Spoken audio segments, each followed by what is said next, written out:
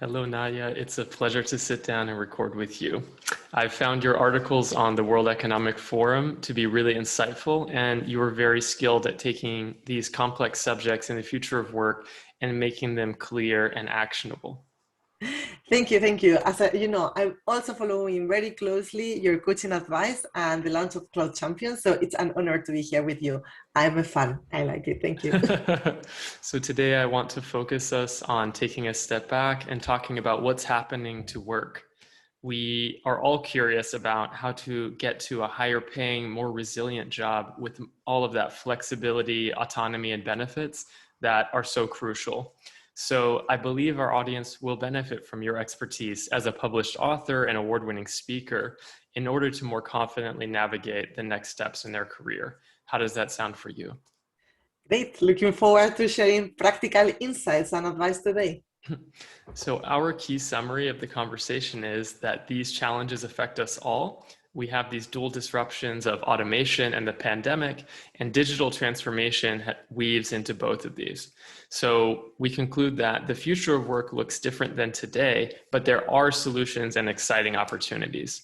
Firstly, Nahia's book, titled Your Digital Reinvention, and my coaching practice, Cloud Champions, both aim to address this for individuals and organizations like you. So I'm going to hear from Nahia today about the portfolio career and why upskill reskill is such an urgent topic. And you will be able to recognize the benefits of capitalizing on this, as well as developing your own risk mitigation for any potential downside. So Nahia, I selected 3 topic questions to get us started. So firstly, before the pandemic, what did we already observe about trends in the future of work? So before the pandemic, I remember the message in 2019 was the future of work is coming. And we knew that the jobs will disappear in the next new years and that more digitals will emerge. And we were talking about 3 trends. So the first one was like, okay, technology is a disruption, is disrupting our lives. Netflix, Amazon, Uber, they are changing the way we consume entertainment, or we shop, or we drive, we move. So as a result, we recognize there's going to be a new way of working. At that point, McKinsey was talking that there will be a shift from this manual and physical task to higher cognitive, social, emotional skills, we were saying by 2030. Another was the liquid workforce. So this was a concept defined by Accenture.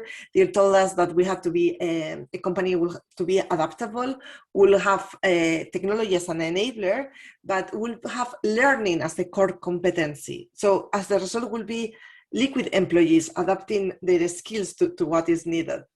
And the third is the portfolio career that you mentioned. So, for example, you combine a part-time job in a corporate world, then freelancing, then you deliver some classes on your area of expertise.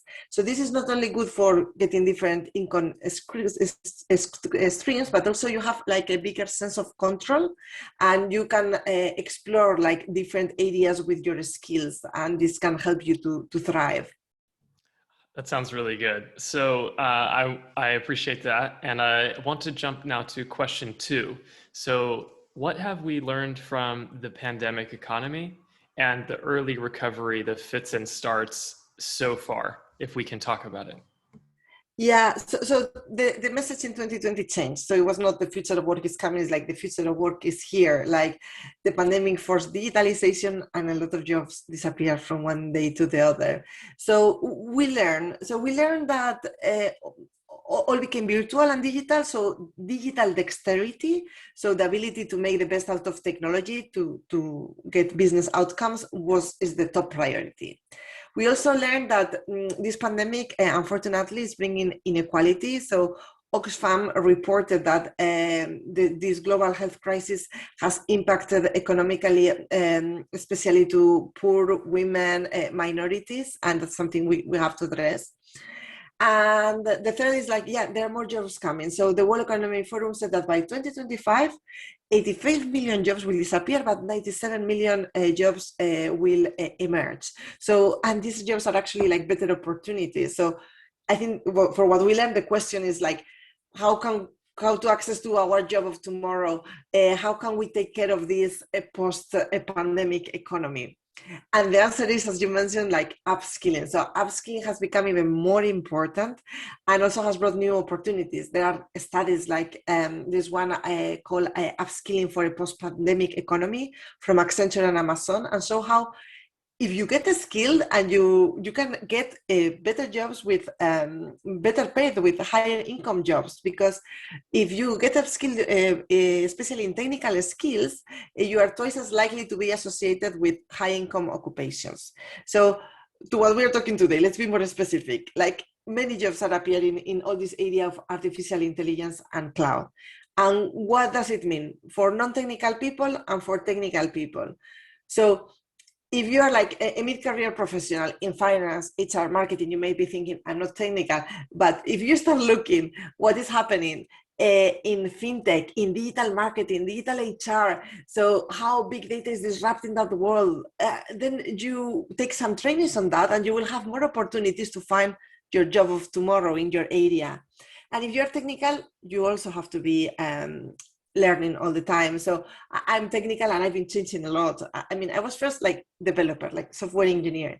Then I was like networking with all in the area of the networking. Then it was around like 5 years ago, 2016, I realized there was a disruption in big data. So I was like taking some learnings there, some coaching, and then I found like management opportunities in that field. But this is like, and now I'm still learning. I'm moving to the cloud. Now I'm like learning a Yeah. lot each day. Yeah. So it's like learning, reinventing yourself. And to be honest, in the last like 12 years or something, I lost a lot of time thinking where I have to go, where can I go? And I summarize all those learnings in the book. So my idea with Your Digital Reinvention book is to help people to find the right move. But of course, a great idea would be if I had no at that point, take advice of a coach like you to help me understand my strengths in this disruption. Well, thanks, Nahia, for sharing that. I can really relate to that same kind of journey. So, for me, looking back, when I look at your book and the excellent PDF worksheet which you provide free on your website, encourage people to check that out. It's got very practical, easy to follow, easy to start ways to get on this path of discovery, find and tap into your inspiration for that new direction. So in my coaching practice, I'm helping these mid-career professionals to refresh and upskill towards their next goal, which is often getting hired and earning promotion in a new department, a new working unit, new company, sometimes new industry. So based on their needs and what's happening in their industry and market segment, we create a very specific personal action plan with milestones and accountability, which I know helps me a great deal. So this allows folks to swim faster in their lane once they're on board and experience more peace of mind when they're leading meetings with critical stakeholders, preparing for an opportunity to have a skip one-to-one, or delivering their first QBR update in a new culture. So one of my clients told me that my day one was yesterday, and I feel like I've been in this new industry for a year. So that's really the goal. And this method, which I developed, which I call the 5 pillars method, it's just to get you there more efficiently with fewer setbacks and enjoy more success once you're there. So just to tell you about myself, when I switched industry into cloud from e-commerce, I had to be very persistent. And people that I looked up to, some of them even encouraged me not to take the risk of a mid-career change. And I really wish that I had known about your book at that time. So, I mean, I was already out on a limb. I was putting myself out there, going to events, networking, trying to take trainings, finding my next certification. And my friends and family were like, why are you trying so hard to reinvent yourself? It looks really difficult. But I was determined to follow through and find more autonomy and opportunity to learn and that mastery that we all crave. So I was persistent. I set about maximizing these levers that I actually had that I could control, that I wasn't aware of. And these levers, identifying them, maximizing them, this became my 5 pillars framework that I share with clients. So I believe it did all work out because I was properly upskilled once I got there, and I was able to fly faster from day one.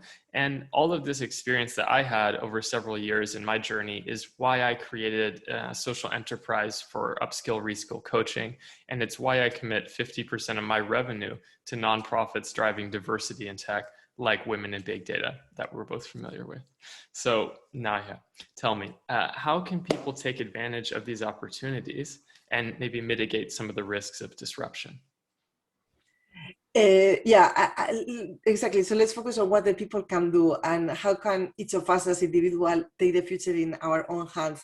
I was also like going back and forth and taking time, and then I wrote this book after interviewing the people and with my own learnings. And I think it's very practical now because the changes are happening so much faster now than 5 years ago that it's good to have like some guidance. So I recommend 5 sprints in the book. The first one is like inspiration. Yeah, you should like get inspired and learn what is happening there, the trends in your area. The second is like direction, like setting how you create your personal development plan, like leveraging your strengths and so on. We give some exercise in the book. The third is about learning. So don't just start learning if you don't have clear your inspiration, your direction, what you want to do, because there are so many trainings. Choose the right trainings for you. There are very good quality and free available trainings right now.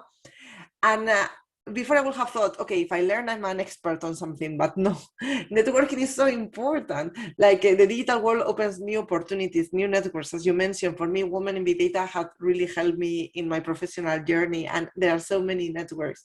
And the last one is sharing, like share your expertise, use the digital world to show what you have learned, give your perspective, because this is like a great way to validate your expertise, to get challenged, and also to attract new opportunities. But my big recommendation is like, don't do this journey alone. Find buddies. And this is where I think like having a coach can make all this journey much more successful and efficient. So what do you think? Yeah, I feel the same way. So we just love folks to, take advantage of a one-to-one session, with me, with Cloud Champions. Reach out, use that one-to-one coaching to increase your success probability on your next goal, whether it's reskill, interview, or your promo case. And definitely read Nahia's articles. They're up on the World Economic Forum. You can find them on her website. Pick up her free PDF and use her book, Your Digital Reinvention, which is available in multiple languages worldwide. So please let us know your feedback in the comments below. We'd love to hear from you here on LinkedIn. Please reach out and let us know how this video was for you. Nahia, anything you'd like to add before we wrap up? I would love that the people connect with us and share the challenges and see and connect with us, and also that like to learn from them. And yeah, let's write in the comments all our videos and material. And yeah, I hope this was all helpful. Outstanding. Well, thank you, Nahia, and speak with you soon. Bye. Thanks.